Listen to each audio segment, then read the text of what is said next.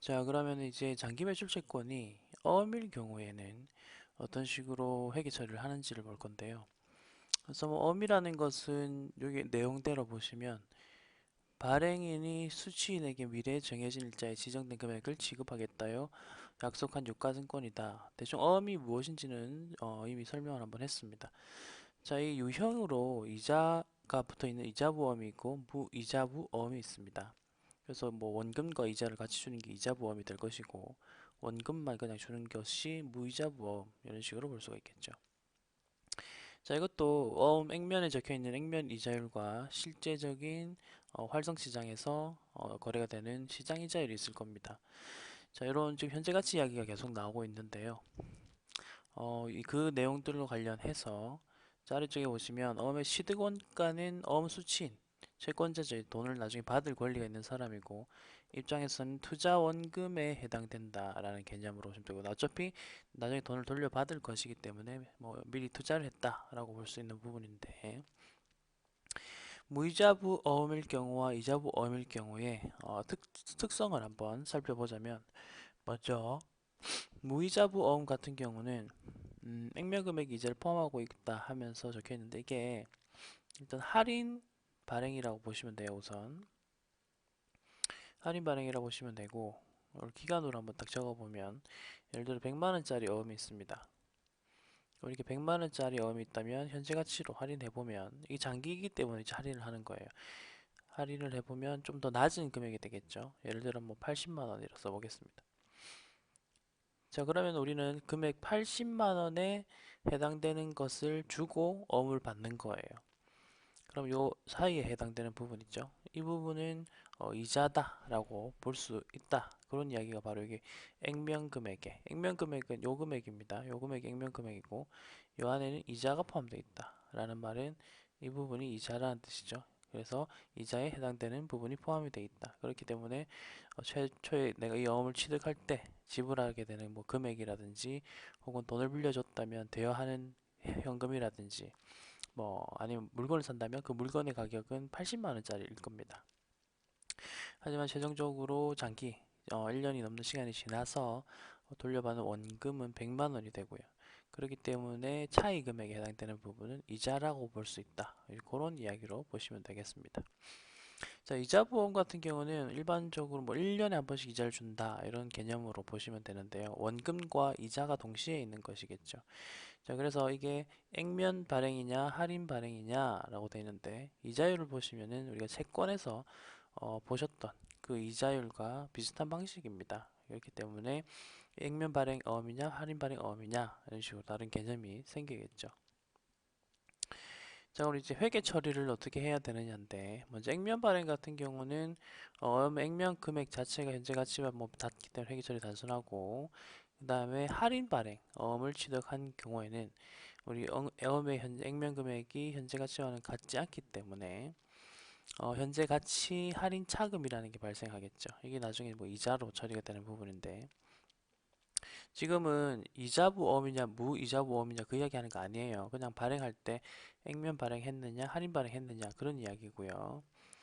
자, 그리고 어음의 현재 가치라고 해서 먼저 무이자부 이자가 없는 경우에 어음일 경우에는 상업어음은 판매한 제품 물건을 팔고 어음을 받았다는 뜻이고요.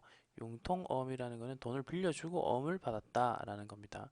그래서 뭐 용어 정도는 한번 읽고 넘어가시면 되겠고 자, 그다음에 이자부 어음 같은 경우는 이자가 붙어 있는 어음인데요. 요 같은 경우는 액면 금액 최종 원금이라 할 수 있는 금액과 액면 이자율을 현재 가치로 할인하면 되는 겁니다. 이렇게 해서 현재 가치로 계산을 하는 것이고요.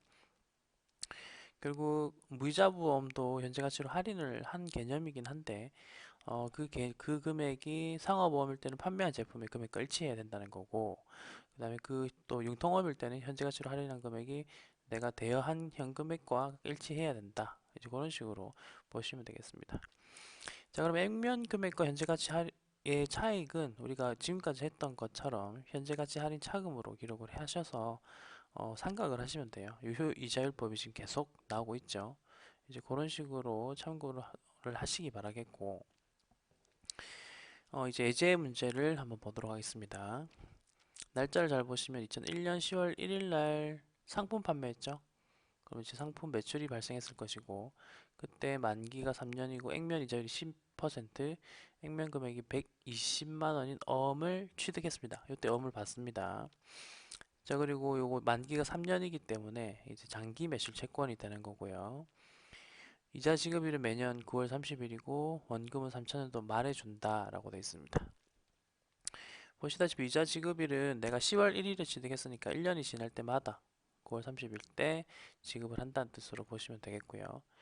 자, 그다음 액면 이자율과 시장 이자율이 동일하다라고 되어 있습니다. 그리고 이제 회계 처리를 해봐라라고 합니다. 자, 이제 하나씩 해볼 건데요. 우선 그림을 잠깐 그려보면 3년이라고 있기 때문에 총 이렇게 3년으로 쓰고, 이거 같은 경우는 결산기 말보다는 제주 취득한 10월 1일이라고 적어볼게요. 10월 1일. 그리고 첫 번째 1차 년도가 지난 9월 30, 9월 30, 9월 30 만기가 되죠. 자, 그리고 액면 금액이 120만 원이니까 120만 원 쓰시고, 그다음에 이자율 같은 경우는 지금 액면 이자율과 시장 이자율이 같기 때문에 이거는 그냥 액면 발행이라 보시고, 그다음에 이자는 10%라고 했으니까 매년 12만 원씩의 이자가 발생한다는 거 한번 확인하시고, 이런 식으로 발생합니다. 자, 그러면 그 기간에 따라서 시점에 따라서 회계 처리가 어떻게 되는지 볼게요. 먼저 상품을 판매한 당시에는 사변의 장기 매출 채권이라는 계정 과목으로 잡아주시고 받을 돈, 그 다음에 매출이라는 수익 계정을 잡습니다. 이건 쉽고요. 이제 결산일이 됩니다. 자, 이제 결산일이 되면은 내용을 한번 보시면 첫 번째 결산일은 요때가 되겠죠. 요때가 첫 번째 결산일이 됩니다. 제가 아직 이자를 내가 받지는 실질적으로 현금으로 이자를 수취하지는 못했기 때문에 이 부분에 해당되는 부분 10, 11, 12, 3개월이죠. 3개월에 해당되는 이자에 대해서는 우선 이자 수익을 잡아야 돼요. 항상 수익과 비용은 발생주의이기 때문에 그 기간에 해당되는 수익을 돈을 받았든 못 받았든 인식을 해야 됩니다. 자, 그리고 아직 돈을 못 받았으니까 미수이자라고 잡아주시면 되고 3만 원이 나오는데 이 계산식은 보시면 12만 원을 3개월치 월할 생각을 한 겁니다. 자, 이 부분에 해당되는 게 이제 3만 원이라고 보시면 되겠죠. 자, 그리고 9월 30일이 되면 실질적으로 현금을 수취하겠죠, 이자로. 자, 우리가 원래 1년 후에 받는 이자는 12만 원이라 했기 때문에 보시다시피 현금으로 잡아주시면 되고, 그 다음에 작년 기말에 우리가 미수이자 3만 원 잡은 거 있었죠. 그거를 먼저 이렇게 대변을 없애주시고 그 나머지에 해당되는 부분을 추가로 이제 이자 수익으로 잡는 겁니다. 자, 이 부분은 여러분들이 발생주의 시점에 따라서 수익과 비용을 발생시키고 인식하는 거예요. 자, 이제 만기일 때의 그 내용을 한번 볼 건데요. 만기일의 경우는 일단 중간에 것도 한번 좀 끊어가지고 체크를 좀 해보겠습니다. 여기서 아까 전에도 나왔다시피 이 부분에 해당되는 미수이자가 3만 원이었습니다. 매 결산 때마다 미수이자를 인식을 해야 되니까요. 그런 식으로 인식을 하고 있고, 그 다음에 돌려받는 돈을 한번 보겠습니다. 먼저 저 만기일 때 현금이 132만 원이라고 되어 있는데 이 금액은 요 120만 원의 원금 액면 금액과 이자에 해당되는 금액이죠. 그래서 132만 원이 된 거고, 그리고 장기 매출 채권을 이제 제거를 합니다. 만기가 됐으니까 받을 돈들을 다 받았다는 뜻이고, 요 미수이자 이자 수익 부분은 위에 있는 요 내용과 동일하죠. 예, 이것과 동일한 방식으로 처리가 됐기 때문에 이런 식의 분기가 나오는 거죠. 이거는 좀 간단한 부분이니까 한번 이런 연습을 한번 해보시기 바랍니다. 자, 그리고 이제 마지막으로 수취채권 중에서 기타음 거래라는 게 있는데요. 예를 들면 이제 현금을 대여해주면서 어음을 받는 경우라든지 혹은 유무형자산을 주면서 매각하면서 받는 어음이라든지 뭐 그런 건데요. 자, 먼저 기타 권리를 수반한 어음의 취득과 관련해서 이야기를 해보자면 기본적으로 현금 대여를 하면서 어음을 받는다면 이런 경우에 발생을 하는 건데, 여기서 이제 말하는 기타 권리라는 것은 일반적으로 재고자산의 할인 매입권이라는 추가적인 기타 권리를 받는다 그런 이야기인데요. 한번 보겠습니다. 먼저 요 금액부터 이야기를 좀 해야 되는데요. 여기 그림을 살짝 그려보면 예를 들어 원금이 100만 원인데요. 이걸 현재 가치로 해보니까 금액이 80만 원이라고 예를 들어 볼게요. 그럼 우린 최초에 돈을 빌려준다면 80만 원만 빌려주면 되는 겁니다. 이렇게 앞에서 봤었던 것들과 같이 나머지 부분을 현재 가치로 해서 처리하면 되죠. 자, 근데 여기서 80만 원이 아니라 예를 들어 90만 원으로 90만 원으로 해서 처리를 한다면 이 사이 금액에 해당되는 부분 있죠. 이 금액만큼 우리가 돈을 더 빌려준 게 되잖아요. 여기서 말하는 거는 왜 더 빌려줬느냐인데 그 이유는 여기 보이시는 재고자산 할인 매입권이라는 것을 뭐 하기 위해서 했다라고 볼 수 있는 거죠. 좀 더 예를 쉽게 들자면은 아예 100만 원을 줘버렸다. 100만 원을 준 거다. 현재 가치보다도 더 많은 돈을 준 거죠. 그러면 총 20만 원의 금액이 되죠. 그러니까 이런 식으로 썼다면 현재 가치는 80만 원이고 우린 돈을 80만 원만 빌려주면 되는데 지금 총 100만 원을 빌려줬기 때문에 20만 원만큼의 금액을 더 빌려준 거죠. 그 이유는 기타 권리를 얻는 대가로 했기 때문이다. 여기서 말하는 그 기타 권리라는 것은 요 20만 원입니다. 20만 원.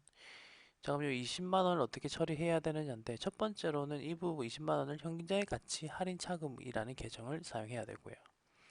그리고 이것도 마찬가지로 상각을 해야 됩니다. 이와 동시에 이 돈을 선급금으로 인식을 합니다. 선급금. 선급금으로 인식하고 요거는 이제 재고자산 매입 비율에 따라서 상각하여 매입한다라고 되어 있죠. 이거는 뒤에 있는 예제 문제 같이 보시면서 이야기를 하시면 될 것 같습니다. 자, 그리고 이제 두 번째로 비현금성 자산이라고 해서 유형, 무형 자산 등을 매각한 대가로 어음을 취득한다면 그 어음의 취득가액을 얼마나 해야 되느냐.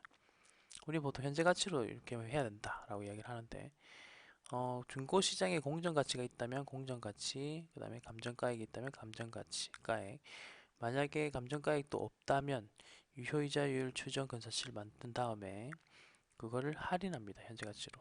그런 식으로 한다는 거고 우선은 여러분들 기타 권리와 관련돼서 예제 8-10번을 보시면 13번을 보시면서 이야기를 좀 해볼게요. 주 한성원 1월 1일에 2001년 1월 1일에 현금을 대여하다라고 되어 있죠. 그리고 3년 만기로 해서 액면 이자율 5% 나왔고 액면 금액 100만 원인 어음을 취득합니다. 어음의 이자 지급일은 매년 말이고요. 그 다음에 시장이자율 나왔습니다. 시장이자율은 연 12%이다. 금강원 이 업 차입권에 대한 대가로 만기일까지 뭐 이거 아까 저가 매입권 권리를 준 거죠. 낮은 가격으로 구입할 수 있는 권리를 부여했고 3만 족이라고 했는데 그 중에서 총 첫 해에는 10만 만족을 구입했다. 자, 관련된 분계를 해봐라 라고 하고 있습니다. 우선 현재 가치부터 계산을 좀 해보자면 액면 금액이 100만 원이죠. 근데 이제 요거는 액면 금액이 아니라 우리가 원하는 것은 현재 가치니까 원금 100만 원을 3년 12%로 해서 현재 가치 할인하시고요. 그 다음에 액면 이자 0.05를 곱해서 3년 12% 연금 현재 가치로 계산을 하시고 그렇게 계산을 해보시면 83만 1,000, 그 다음에 83만 1,872원이 나옵니다. 일단 이 부분까지는 아시겠죠? 근데 요거를 우리가 이 금액에 해당되는 돈만 빌려준 것이 아니라 위에 보이시는 액면 금액인 100만 원의 현금을 빌려준 것입니다. 어쨌든 이 둘 금액의 차이는 16만 8,128원이고요. 분계 잘 보세요. 먼저 장기 대여금 잡으시고 그 다음에 현금, 돈을 빌렸으니까 현금으로 잡습니다. 자, 그리고 동시에 그 권리와 관련해서는 선급금 차변 보이실 것이고 그 다음에 대변에 현재가치 할인 차금으로 잡은 것을 확인할 수가 있겠죠. 이런 식으로 일단 최초 취득 분계를 하는 거예요. 돈을 빌려준 당시에 분계를 하시고 자, 그 다음 첫 번째 해의 연말입니다. 연말의 경우에는 어떤 식으로 하느냐 먼저 이자 5만원 받는 건 아실 거예요. 왜냐면 100만원에 액면 이자율 5%니까 5만 원 받았고, 그 다음에 현재 가치 할인 차금의 경우에는 어떤 식으로 계산을 했는지 한번 보시면, 현재 가치 할인 차금 49,825원이라 되어 있죠. 자, 이 금액 같은 경우는 현재 가치, 아까 전에 현재 가치가 83만 1,872원이 나왔었고, 여기다가 시장이자율, 이게 이제 유효이자율과 같은 거니까 이걸 곱해 주시면은 일단은 99,825원이 나옵니다. 이게 이제 유효이자율법에 따라서 현재 가치 할인 차금이 아니라 유효이자율법에 따라서 이자 수익을 계산하는 방식이 되겠고요. 그럼 마지막으로 현재 가치 할인 차금의 경우에는 이 이자 수익과 현금을 비교하셔서 차변의 합과 대변의 합은 같아야 되니까 비교하신 다음에 현재 가치 할인 차금이라는 금액으로 해서 상각을 합니다. 대변에 있던 현재 가치 할인 차금을 차변으로 이렇게 보내서 상각을 하시면 되겠고, 자, 그 다음에 여기 선급금도 우리가 매년 상각을 해야 된다고 했었는데 어떻게 생각해야 되냐면 총 금액이 16만 8,128원인데요. 요 금액에다가 우리가 총 3만 쪽 중에서 만족만 구입했으니까 그 권리 행사인 거잖아요. 그래서 그 비율 중에 해당되는 거 곱해서 그만큼의 선급금을 상각을 합니다. 이렇게 대변에 보내시고, 그리고 이거를 뭐 매입 재고 자산에 넣는다 이런 식으로 표현을 했었잖아요. 그래서 차변에는 재고 자산으로 잡는 거죠. 그러니까 이런 식으로 여러분들이 분개를 한다라고 아시면 되겠고요. 자, 그다음에 이제 8-14번을 한번 볼 건데요. 이제 8-14번을 보시면 유형자산을 대가로 해서 어음을 취득하면 어떤 식으로 하는지 볼게요. 명성통운은 보유 중인 중고선박 한 척을 매각을 합니다. 그리고 만기 3년, 액면금액 5만원인 무이자부입니다. 이자 없고요. 원금만 있고. 자, 이 선박의 원래 취득 원가는 550만원, 감가상도 계획은 250만원입니다. 그리고 현재 감정가액은 400만원이다. 이게 다 나왔죠.